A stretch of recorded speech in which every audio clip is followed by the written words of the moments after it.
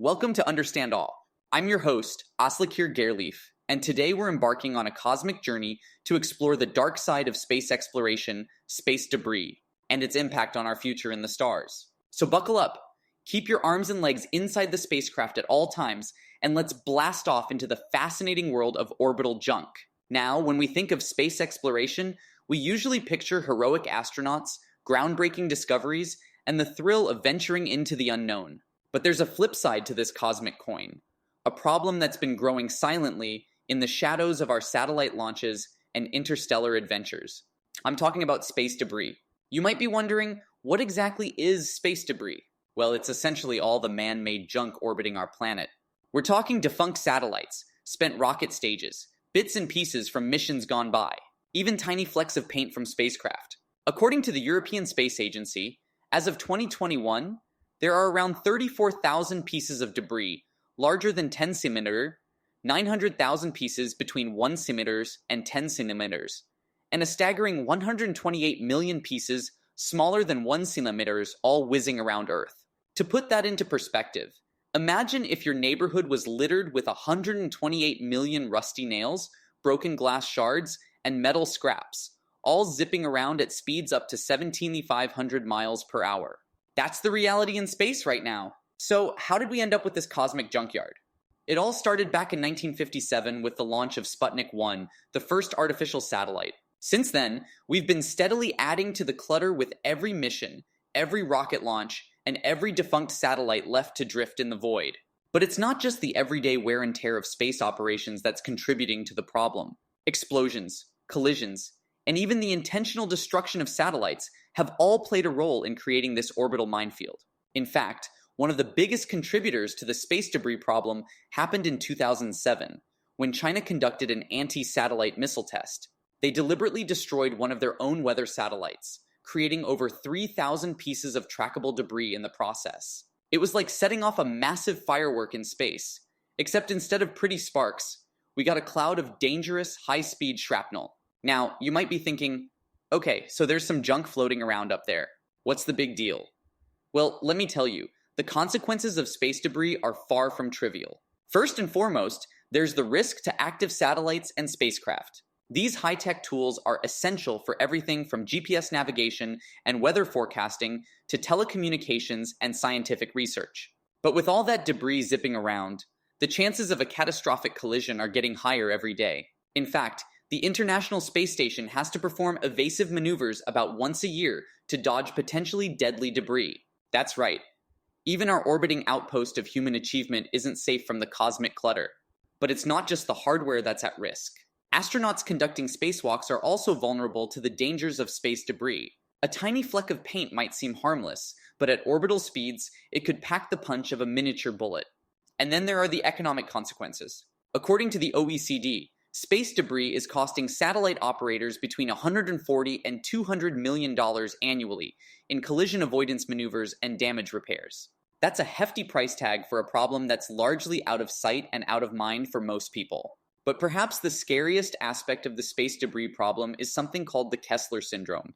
This is a theoretical scenario where the density of objects in low Earth orbit becomes so high that collisions between objects create even more debris, leading to a cascading effect of more collisions and more debris until entire orbital regions become unusable. It's like a cosmic game of dominoes, where one tiny mistake could set off a catastrophic chain reaction that renders space inaccessible for generations. And if that happens, we can kiss our dreams of exploring the stars goodbye. So what can we do about this growing threat?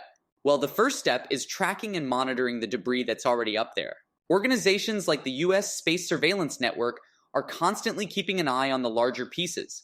But even with advanced radar and telescope systems, there's still a lot of uncertainty when it comes to smaller objects. That's why international collaboration is so crucial in this fight against space junk. No single country or agency can tackle this problem alone. It's going to take a global effort to keep our orbital neighborhood clean and safe. But tracking is just the first piece of the puzzle. We also need to focus on prevention and mitigation. That means designing satellites and spacecraft with their end-of-life disposal in mind, so they don't become just another piece of the problem. It means implementing international guidelines and regulations to minimize debris creation and ensure responsible space operations. And for the junk that's already up there, well, that's where things get really interesting. Scientists and engineers are working on some truly out-of-this-world solutions, from harpoons and nets to lasers and electrodynamic tethers. Imagine a fleet of cosmic garbage trucks, equipped with robotic arms and high-tech sensors, prowling the orbital highways and plucking debris out of harm's way. It might sound like science fiction, but it could very well be our reality in the not-so-distant future. Of course, developing and implementing these technologies is no easy feat.